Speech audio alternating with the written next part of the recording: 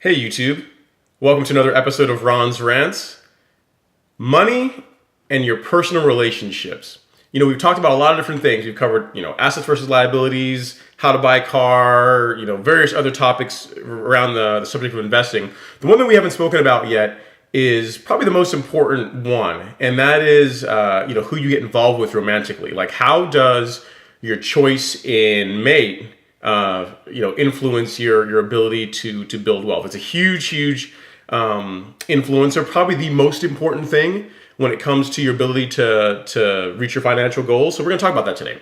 I came up with like five key areas that I think you need to be on the same page, or at least need to have a conversation about before you go too far in a relationship. So this is coming from personal experience. I did not read a book on this, and I'm just relaying that to you. This is coming from my personal experiences through life. I was married once, so I am in a really good position to talk about this subject. So let's get into it.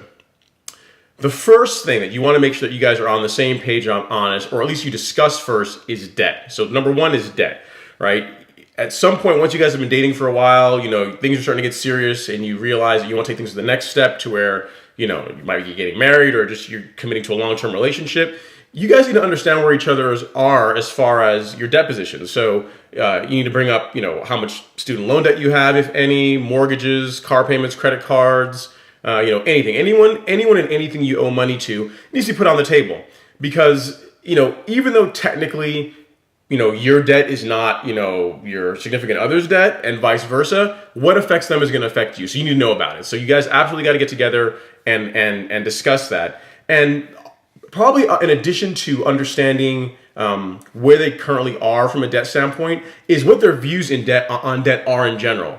So what I mean by that is, are they the kind of person that loves debt, like loves to, finance everything, or are they the kind of person that doesn't like to finance everything? They like to pay cash for everything. So, I'm not saying one way is better than the other, or one is right or wrong, but you need to have that conversation so that you're on the same page. If you're the kind of person that hates borrowing money and they love to borrow money, that's going to become a point of contention eventually. So it's not necessarily what's right or wrong, it's what is, and you need to make sure you understand where that other person is coming from to make a decision as to whether or not it's something you can live with, right? So important thing to discuss. So point number one, debt. Make sure you guys discuss that. Make sure you understand where each other are. Next, are they a spender or a saver? So this is kind of a difficult one, because in any relationship, even if you have, two savers, right? You're always going to have one person that spends more than the other, or they spend money on things that the other person may not necessarily agree with, right? So taking myself for an example, I consider myself to be a pretty good saver. Like I enjoy investing, I enjoy saving money,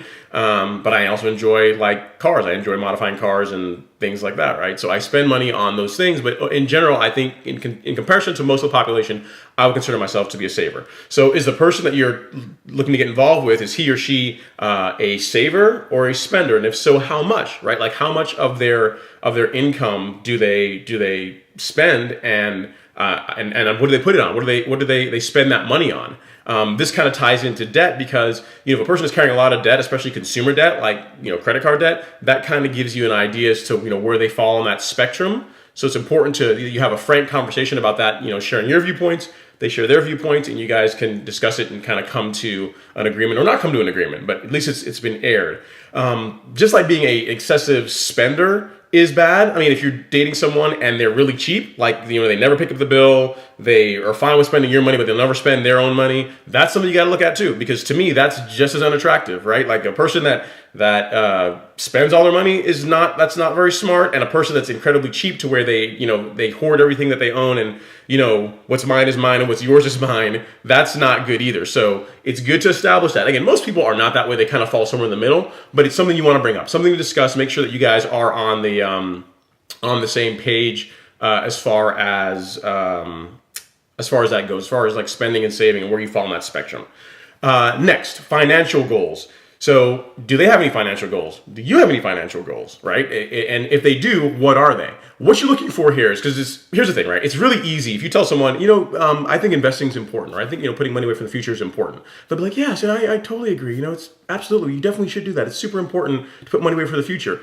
So it's one thing to give lip service to that. It's another thing to actually have put a plan in place to actually execute it. So it's a good thing to discuss with them. I'm not saying at this point you got to get out and show each other your net worths or anything like that, but at least kind of have the conversation of saying, okay, so you have financial goals. Like, what is it? Do you only put money in your 401k? Do you do some after tax investing? How do you do that? Is it something that's automated, or do you do it just whenever you get some free money? It's just a good conversation to have because it kind of lets you know where their mindset is, and it kind of helps you also to uncover things in other areas. So if they say that they're all about saving, but they not really have any kind of financial goals, it kind of makes you question what's really going on here. Something to discuss. So that's number 3. So number 1, debt. Number 2, are they a spender or saver? Number 3, financial goals. Number 4, this is a big one, family. So depending on the culture that you're in, right? Everyone's culture is different. I'm not saying it's right or wrong, but depending on the kind of person you're dealing with, right? Some cultures have the expectation that if you have a family member that lives in the United States, right, and they have other family members that live overseas, the expectation is that whenever they make some money or they earn some money, that they regularly send some of that money over to their family overseas. And there can be a good reason for this, right? Some of it could be that if you live in the United States, you've already won the lottery as far as being able to realize a really good income and having tons of opportunities.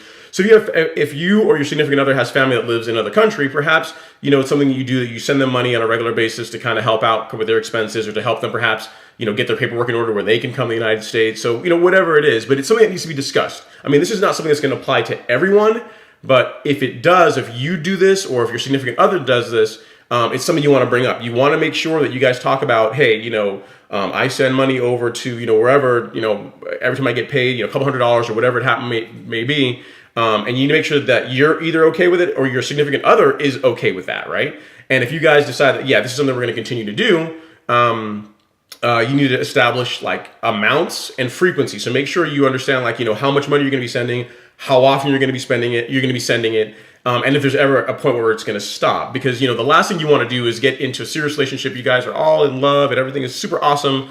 And, you find out about this and then all of a sudden you're like, I really don't I don't think we should be sending money overseas to your family. They should be taking care of themselves. You take that position because you will end up being, you don't care about my family and you're this and that and the other and you're a horrible person and all this kind of stuff. So I'm not saying it's right or wrong. Don't take it that way. If you do this or if you're in a culture that does that, there's nothing wrong with that.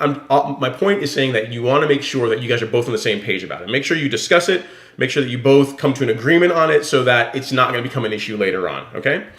And then the last point number 5, is on borrowing or lending money to other people. This is a really, really, really touchy subject. Some people have no problem with lending money to family or friends. Other people are very much opposed to it. I can tell you my position. I personally don't like to lend money to family or friends because I think it messes up relationships, right? If a friend of mine, a close friend of mine, or a family member of mine comes to me and they say, "Hey, Ron, I'm having this situation. I have this bill come up, or I have so and so going on, and I really need, I need, $100, I need $500, I need $1,000, whatever it is. And if I have it, and we're close, we're friends, and I believe you're sincere, I much rather to give the person the money than to lend it to them. Because here's why, right? Let's take a scenario. Let's say you go out and you loan a friend of yours, a close friend of yours, $500, right, to cover something. And until they pay you back, every time you're out with them and they're out maybe they're eating out or they're drinking Starbucks or they're doing whatever they're doing, in part of your mind, you're going to be like, well, they haven't paid me back, but they're out spending money on all these other things. Like, what's really going on? So it just creates this weird air or vibe in the relationship that it's just better to avoid. For me, I have a really hard, fast rule of not doing that. I mean, if I got it, I'll give it to you. If I don't have it, I'm not going to lend you money because it just to me it creates problems. Having said that, not everyone feels the same way as I do. So if your person has no problem with that, make sure that whatever your position is and whatever your the person you're getting serious their position is, that they match up. Make sure you guys are on the same page. It's really important. Again, I want to stress that the 5 points we talked about are not saying that my position or how I feel about it is necessarily the right way or the best way. What you're trying to establish is that that you guys can come together and you know where each other stands on that in that space. And this is important for another reason, right? I mean, talking about money is one of the most difficult things for most people to do. Why? I have no idea. It could be because we tie up our self-worth as with money. We associate our value as a person with how much money we have or how we use it, or other psychological issues. I have no reason. No, I don't know exactly why, but it tends to be a very sensitive subject. So if you're able to get with your significant other on these points and talk about them with someone that you're in the process of getting seriously involved with, or someone you're already involved with, right? And you can talk through them, that's a really huge deal. That says a lot for your relationship. Because if you're able to talk about money and particularly these 5 subjects, again, we talked about, debt, spending and saving, family, lending money, and then financial goals, those 5 points. If you're able to talk about those 5 points and really be honest and really be open on it, then man, you're gonna be able to talk about anything. Like if you can talk about that, like anything else becomes on the table and becomes super easy, because most people have huge problems discussing this. So those are my thoughts. I hope you guys found this useful. We've talked about so many other subjects and I didn't cover like one of the most important ones. So today's the day. Hope you guys enjoyed this. Like, share, comment. If you have any friends or family that you think this might apply to, someone that's getting in a relationship, you're thinking, man, I know that she's this way and she's getting with this guy that is like completely off the there. I can see a train wreck on the way. Send them this video, right? It might help prevent a disastrous end to a relationship, unfortunately, right? So in addition to this video, I've also put a lot of these points in a article on my blog, ron-henry.com/blog. I will link that article in the description. So if you want to share, if you don't want to give someone a YouTube video, you just want to share an article so they can read it. I've covered all these points in that. So that's another option for you. Again, thanks so much for watching. I really, really do appreciate it. I look forward to talking to you guys in the comments. I think this is going to be a really interesting video, a really good thing to talk about. And until next time, have a great day.